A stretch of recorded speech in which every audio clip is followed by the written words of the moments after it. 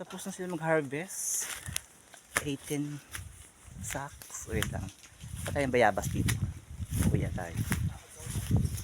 1918. Ay bubuhati na sila pa uwi. Itong aming kapalayan, kabukiran ng aking papa. Ikot tayo. Agoy. Dito ako nagtanim ng saging. Aray. Balik probinsya muna tayo, fam. Kasi magulo ngayon sa Maynila. Ako muna ngayon mamahala ng aming bukiran. Bahala silang nakot doon. Ayan, fam. Ang aming bukid. Ako bahala dito. Dahil ang aking father is patay na. Died na.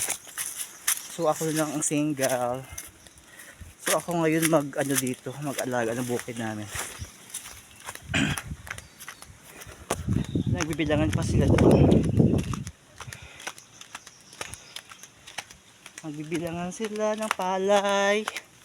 Uwi tayo muna.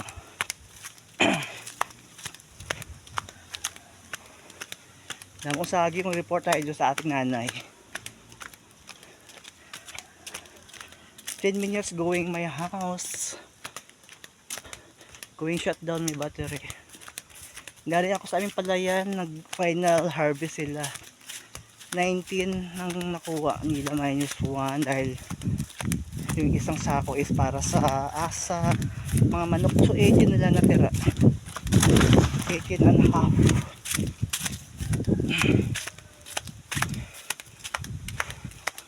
$18.5 mga ganon.